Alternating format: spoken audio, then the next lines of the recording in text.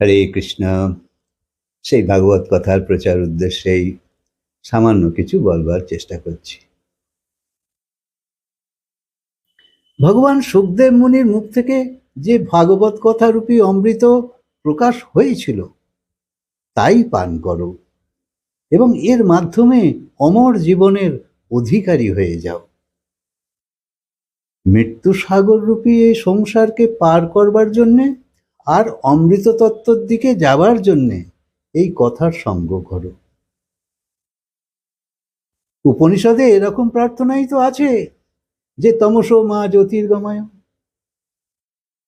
অসত মা সত্যম গময়, আর মৃত্যুর মা অমৃতম গময়।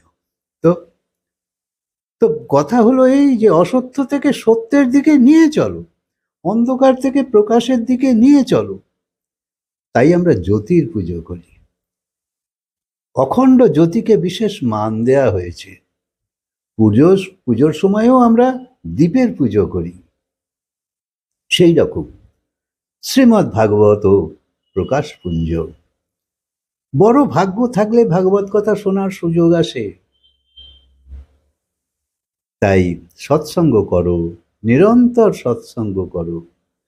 বাকি যত রকম তুমি কিছু করো ভগবানকে প্রসন্ন করবার জন্যে, শুধু ওই সৎসঙ্গ না করার জন্যে না, ওই সবজিতে লবণ না থাকলে যা হয় তোমারও তাই হয়ে যাচ্ছে, এইটা একবার বোঝো।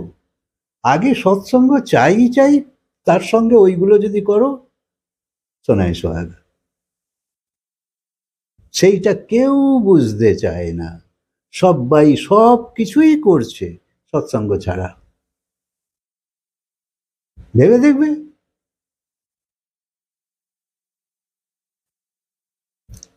তাই সৎসঙ্গ করতে থাকো। সূর্যের আলো যেমন অন্যান্য নক্ষত্রের আলোকে ম্লান করে দেয়, সেই রকম ভাগবত অন্যান্য শাস্ত্রকে ম্লান করে দেয়। সমস্ত পুরাণের সম্রাট হলো এই ভাগবত। তাই ভাগবত রূপী সিংহের গর্জনে পাপ রূপী যে মৃগ তোমার মধ্যে আছে সেও ভয়ে পালাবে। কিন্তু এই জন্যেই পাপ আমাদের সৎসঙ্গে আসতে দেয় না। কেননা পাপ মরতে চায় না, যেমন তুমিও মরতে চাও না।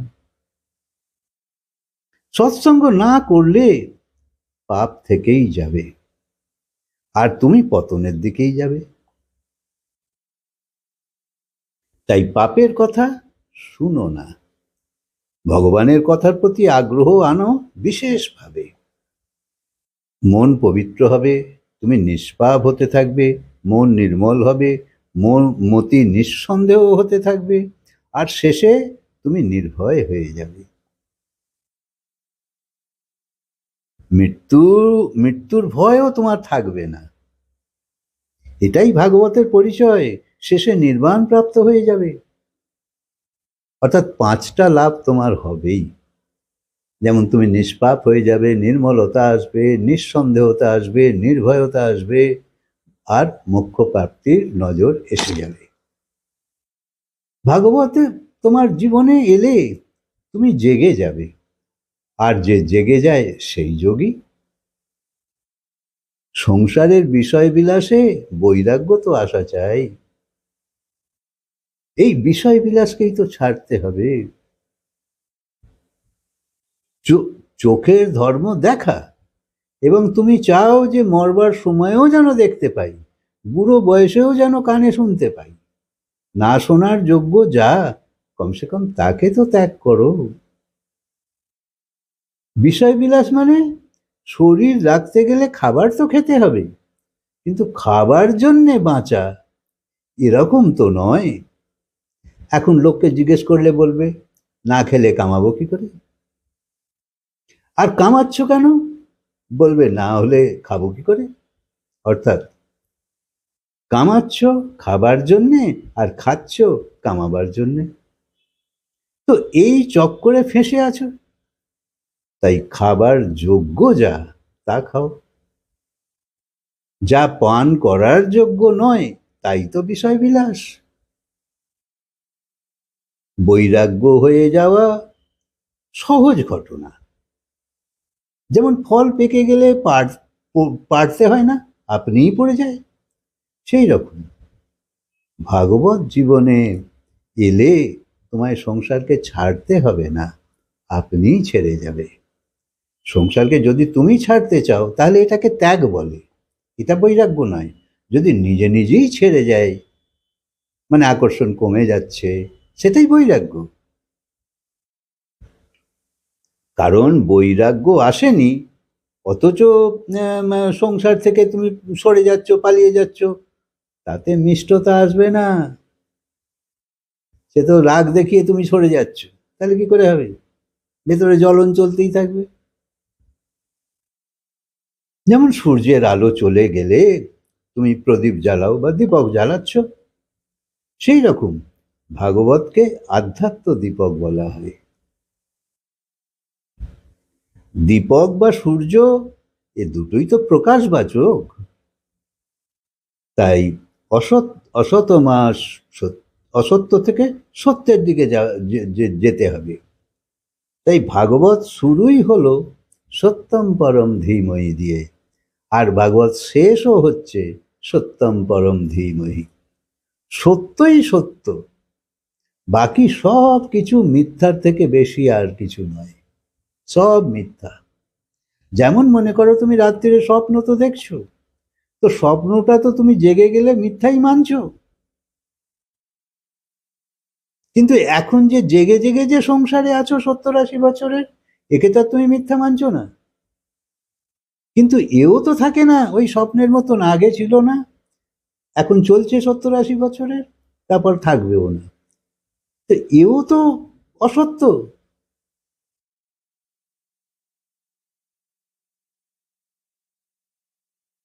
তাই পরম সত্য কি তার দর্শন করানোই তো এই ভাগবতের কাজ, যে পরম সত্য কি। তাই অসত মা সদ্গময়ে ভাগবতের সঙ্গে মেলে, তমস মা জ্যোতির্গমেও মেলে, কারণ ভাগবত পুরাণ সূর্য প্রকাশবাচক, তোমায় অন্ধকার থেকে প্রকাশের দিকে নিয়ে যাবে, তোমার অজ্ঞানতা থেকে জ্ঞানের দিকে নিয়ে যাবে। অজ্ঞানতা অর্থে তুমি নিজের কল্যাণের রাস্তাকে চেনো না, কি করে সত্যি সত্যি তোমার ভালো হবে তুমি বোঝো না। বাকি তুমি তো অনেক কিছুই জানো, এইগুলো জানো না। আর মৃত্যুর মা অমৃতম গমেও, এও তো ভাগবতের মাধ্যমে চরিতার্থ হয়, কারণ তোমাকে জন্ম মৃত্যুর চক্র থেকে মুক্ত করে অমৃতের স্বাদ পান করায়। হ্যাঁ, ভাগবত শুনতে থাকো, কখনো ছাড়বে না, কখনো না। যে পেশাতেই থাকো কোনো অসুবিধে নেই, তুমি সমানে থাকো, কিন্তু ভাগবত কথা কখনো ছাড়বে না। তাই তোমাকে অমর জীবনের অধিকারী করে দেবে। তাই লক্ষ্যকে ভুললে চলবে না। তোমার জীবনের লক্ষ্য হলো এই সংসার, পাপরূপী সংসার সাগর থেকে মুক্ত হওয়া। এইটা হচ্ছে জীবনের লক্ষ্য। যদি ভাবো আমি বেশ বিলাসে আছি, প্রমাদে আছি, মস্তিতে আছি, তো এই জীবনে আছো, কিন্তু এই জীবনটাই তো তোমার শেষ জীবন নয়। এই মানুষ শরীরটা এরপর আর পাবে না, তখন তোমার কি হাল হবে? অন্য অন্য শরীরে যখন তুমি থাকবে, তখন আর মস্তি করবার কিছু থাকবে? তাই এই মস্তির পরিণাম যদি ওই জীবন হয়, তাহলে এই মস্তিকে কি তুমি গ্রহণ করবে? তোমার কি লাভ হবে বলো? তাই সেই অমৃত জীবনের পথে এই জীবনটাকে কাজে লাগাও। আর শ্রীমৎ ভাগবত স্বয়ং সদ্গুরু, এই কথা যে শুনছো, এই গুরু বাক্য, শুনে শুনেই তো শিখতে হয়। যেখানে 8 প্রহর আনন্দই আনন্দ, যেখানে দিব্য জ্যোতি আছে, প্রাণ আছে, তাই তো জীবন। তাই মানব, প্রাণী, সব পশু পক্ষী, সব প্রাণী যেখানে প্রাণ আছে। তো যেমন ব্রহ্মা কমলের ওপর বসে বসে ভাবতে লাগলো যে আমি তো কমলের ওপরে, কিন্তু কমল কিসের আধারে আছে? যেহেতু কমল ফুল রয়েছে, তাই তার মূলও নিশ্চয়ই আছে, কেননা বিনা মূলে তো ফুল হয় না। সৃষ্টির শুরুতে ভগবান ব্রহ্মা একটা পদ্ম ফুলের ওপর বসে আছে, এরাম দেখছে, আর চতুর্দিকে অন্ধকার এবং জল। তাই ভাবছে যে ফুলের উপর তো আমি বসে আছি, তাই ফুলের গোড়া নিশ্চয়ই আছে মূল। তাই মূল খুঁজতে লাগলো। তাই এখানে ব্রহ্মা মানে হলো আমাদের বুদ্ধি, কারণ বুদ্ধিতেই তো প্রশ্ন আসে, জিজ্ঞাসা জাগৃত হয় যে আমি কে, আমি কোথা থেকে এলাম, কার থেকে এলাম। শঙ্করাচার্য বলল না, ব্রহ্ম সত্য জগৎ মিথ্যা। তাই মনে জিজ্ঞাসা এলে তবেই তো মনন প্রক্রিয়া চলবে, অর্থাৎ তুমি ভাবতে শুরু করবে।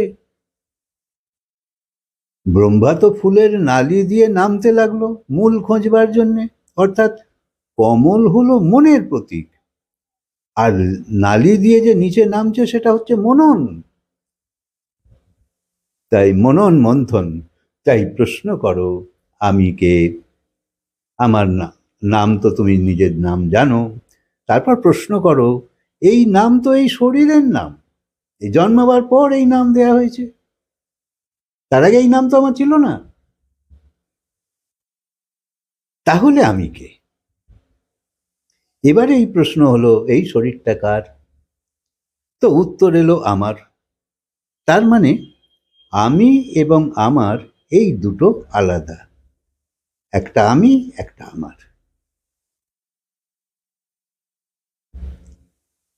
তাই যেমন আমার বাড়ি, আমার গাড়ি, ইত্যাদি ইত্যাদি। তাই এটা খুব সিম্পল যে বাড়িটা আমি নয়, আমি এই বাড়িতে থাকি। তাই আমার শরীর, এটাও সিম্পল, অর্থাৎ আমি এই শরীর নয়, এই ফিজিক্যাল গ্রস বডি যেটা দেখছি। যেখান থেকে আমার বলে জবাব আসবে, তো জানবে যে সেটা তুমি নও। তাই এই শরীরটা আমি না হলে আমি কে? যে চিন্তা ভাবনা করছে সেই তো মন, সেইটা কি আমি? জিজ্ঞাসা করো মন কার, উত্তর আসবে আমার। আমার মনটা তো আজকে ভালো নেই, তো আমরা বলি এরকম। তার মানে আমি মন নই, আর যা তুমি নও তা আত্মা থেকে ভিন্ন পদার্থ, অর্থাৎ অনাত্মা বস্তু। আর এই সব অনাত্ম পদার্থকে হাঁটাতে শুরু করো, এটাও আমার, এটাও আমার, এটাও আমার, এটাও আমার, এটাও আমার, এটাও আমার, এরম আলাদা করতে থাকো। অর্থাৎ এটাও আমি নয়, এটাও আমি নয়, এটাও আমি নয়, এটাও আমি নয়। তাহলে শেষে যা বাঁচলো, বুদ্ধিকে জিজ্ঞেস করো যে তুমি কি বুদ্ধি, কিন্তু বুদ্ধি কার? তো জবাব আসবে আমার। আমরা বলি না ওর খুব বুদ্ধি আছে, তার মানে বুদ্ধিও আমি নই, অর্থাৎ বুদ্ধিও আত্মা নয়, এসব অনাত্মা বস্তু।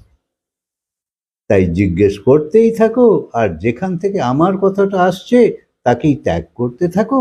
এবং হাঁটাতে হাঁটাতে একসময় এমন স্থিতি আসবে যখন হাঁটাবার আর কিছুই থাকবে না, তখন ভাববে তাহলে হাঁটালোকে, যেটাকে হাঁটালাম সেটা তো জানি, কিন্তু হাঁটালোকে। তাহলে সেই সময় তোমার মন, বুদ্ধি, চিত্ত, অহংকার কিচ্ছু নেই, সব আমার আমারে চলে গেছে, অনাত্ম বস্তু। তাই তুমি তাহলে তখন কি দাঁড়ালে? তুমি হলে চিদানন্দ স্বরূপ। তাই বলেই হলো জীব হলো চিদানন্দ রূপ, শিবোহম শিবোহম। হরে কৃষ্ণ। কথাকে আজকে বিরাম দিই, আবার বলবো।